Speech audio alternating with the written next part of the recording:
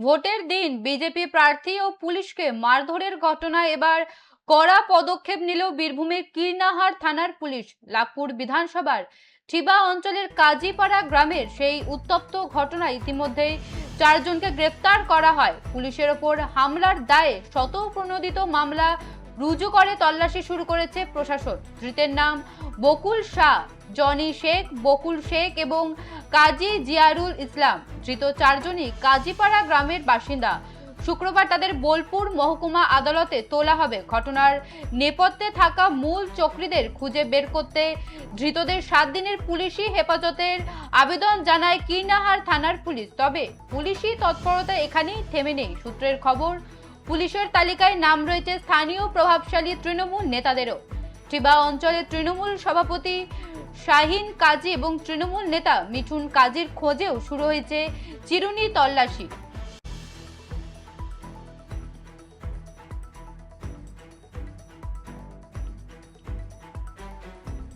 যে খবরের দিকে নজর রাখছি, ভোটের দিন বিজেপি প্রার্থী ও পুলিশকে মারধরের ঘটনায় এবার কড়া পদক্ষেপ নিল বীরভূমের কীর্ণাহার থানার পুলিশ। লাভপুর বিধানসভার ঠিবা অঞ্চলের কাজীপাড়া গ্রামের সেই উত্তপ্ত ঘটনায় ইতিমধ্যেই 4 জনকে গ্রেফতার করে পুলিশ।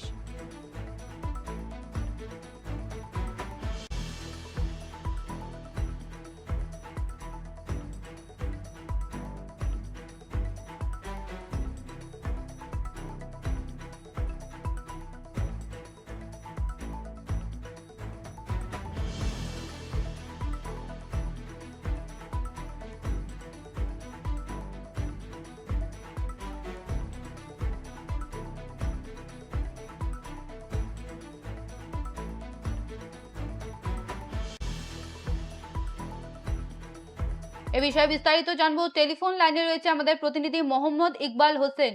ইকবাল, 4 জনকে গ্রেফতার করেছে, সেই 4 জন দুষ্কৃতীকে এখনো পর্যন্ত কি আদালতে তোলা হয়েছে? দেখো প্রিয়া, একদমই বলে রাখছি যে গতকালকে যে বিধানসভা নির্বাচন ছিল, সেই গতকালকে বিধানসভা নির্বাচনের প্রাককালে অর্থাৎ প্রায় শেষের মুহূর্তে বিকালের দিকে যে লাভপুর বিধানসভার যে ঠিবা অঞ্চল এবং ঠিবা অঞ্চলের যে কাজীপাড়া গ্রাম, এবং সেই গ্রামে যখন বিজেপি প্রার্থী দেবাশিস ওঝা তিনি যান, এবং দেখা যায় যে তাকে ঘিরে রীতিমতো আক্রমণ, এবং সেই আক্রমণ তাকে আটকাতে গিয়ে পুলিশের ওপরও আক্রমণ করা হয়, এমনটাই অভিযোগ।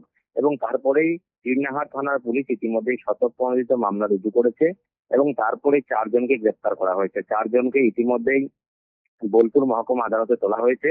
7 দিনের পুলিশি হেফাজতে নেওয়ার জন্য আবেদন জানানো হয়েছে পুলিশের পক্ষ থেকে। আর এবার বিচারক কতদিনের পুলিশি হেফাজত দেয় সেদিকে এখন নজর। যদিও পুলিশ সূত্রে আমরা যেটা জানতে পারছি যে এই ঘটনায় যারা জড়িত তাদের ইতিমধ্যেই তল্লাশি শুরু করা হয়েছে, এবং ইতিমধ্যে পুলিশ যে শতপ্রণোদিত মামলা যেটা রুজু করেছে সেই মামলাতে নাম রয়েছে, সেটা হচ্ছে যে এই শিবা অঞ্চলে যে তৃণমূল কংগ্রেস সভাপতি রয়েছে শাহিন কাজী, এবং ওখানকার তৃণমূল নেতা মিঠুন কাজীর নাম রয়েছে, যাদের নেতৃত্বে এই আক্রমণ হয়েছিল বলে জানা যাচ্ছে পুলিশ সূত্রে।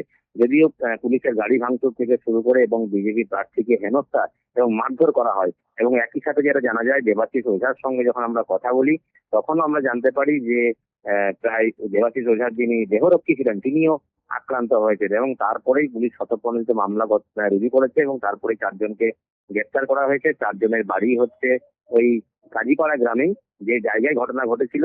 ইতিমধ্যেই এলাকা পুরো থমথমে। যারা ঘটনার সঙ্গে যুক্ত যেসব অভিযুক্তরা তারা ইতিমধ্যেই পলাতক।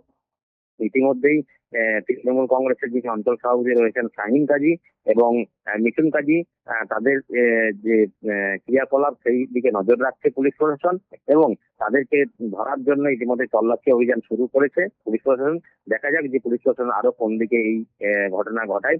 যদিও বিজেপি সূত্রে যেটা জানতে পারা যাচ্ছে যে বিজেপি প্রার্থী দেবাশিস ওঝা তিনিও আজকে একটা অভিযোগ দায়ের করছেন এই পরিপ্রেক্ষিতে, কারণ আগেই পুলিশ প্রশাসন তারা শতপ্রণোদিত মামলা রুজু করেছে, এবং আজকে দেবাশিস ওঝা যিনি প্রার্থী রয়েছেন বিজেপি প্রার্থী লাভ করে তিনিও আজকে এফআইআর লঞ্চ করবেন, অর্থাৎ মামলা দায়ের করবেন, এবং তারপরে ঘটনার মোড় কোন দিকে যায় সেটাই এখন সব থেকে বড় দেখার বিষয়। যদি এই বিষয়ে যিনি তৃণমূল প্রার্থী রয়েছেন অভিজিৎ সিনহা, তার সাথে আমরা কথা বলি, তিনি সাফ এই বিষয়টিকে পুরোটাই অস্বীকার করেছেন যে কোনো তৃণমূল কর্মী বা কোনো তৃণমূল নেতা এতে জড়িত নয়।